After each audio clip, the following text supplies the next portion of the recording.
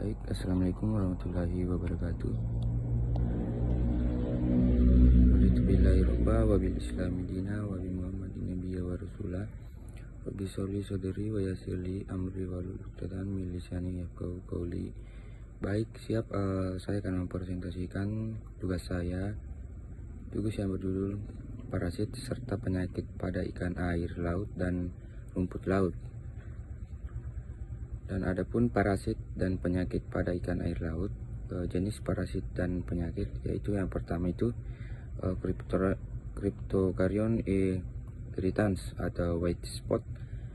Parasit protozoa ini menyerang kulit, sirip dan insang ikan, menyebabkan bintik, bau putih dan penapasan terganggu. Yang kedua yaitu Neobenea spp atau bisa disebut dengan cacing kulit. Cacing pipih ini menempel di kulit dan sirip ikan, menyebabkan iritasi, luka, dan infeksi sekunder.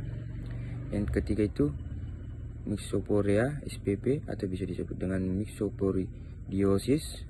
Protozoa ini menyerang jaringan ikan, terutama otot dan insang, menyebabkan pertumbuhan lambat dan kematian. Yang keempat Vibrio spp atau bisa disebut dengan fibriosis. Bakteri ini menyebabkan borok pada tubuh ikan atau bisa berpendarahan dan kematian mendadak, yaitu terutama dalam kondisi stres. Dan adapun untuk penyebab, kualitas air yang pertama itu kualitas air buruk seperti suhu dan salinitas tidak stabil, memicu pertumbuhan parasit. Yang kedua yaitu ikan yang terinfeksi menularkan penyakit ke ikan sehat melalui air.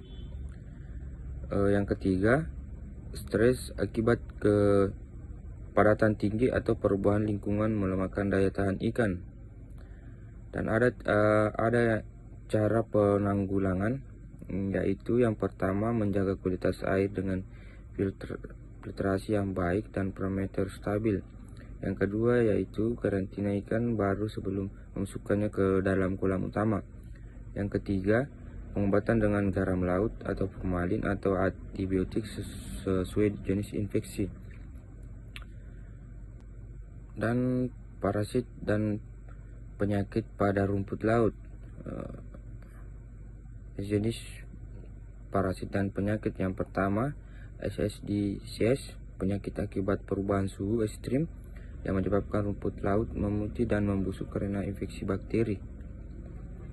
Yang kedua, epipet infestation atau bisa disebut dengan serangan epifit, gangguan kecil tumbuh di permukaan laut, menghambat pertumbuhan dan mengurangi kualitas produksi.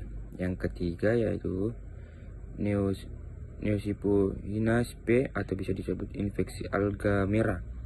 Alga parasit ini menempel pada rumput laut, menyebabkan perubahan warna dan kematian jaringan tanaman. Yang keempat, fungsi infestation atau bisa disebut dengan infeksi jamur. Jamur menyerang jaringan yang rusak akibat kondisi lingkungan buruk atau mempercepat pembusukan.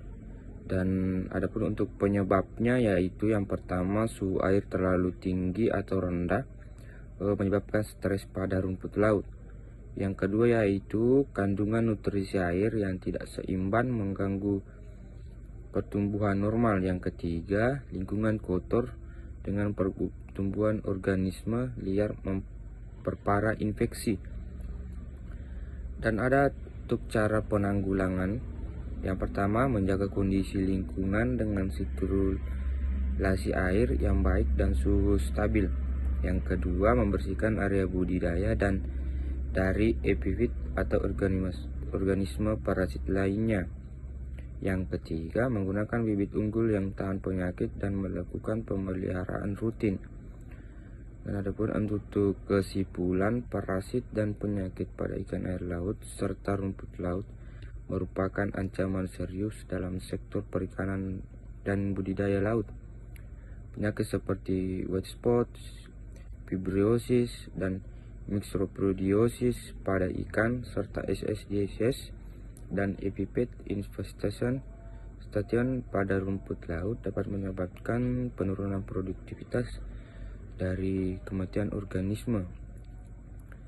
Penyebab utama penyakit ini adalah kualitas lingkungan yang buruk, perubahan suhu ekstrim, dan infeksi dari organisme patogen. Oleh karena itu, pengelolaan lingkungan yang baik, yaitu karantina serta penggunaan bibit yang sehat, menjadi langkah utama dalam pencegahan dan pengendalian penyakit.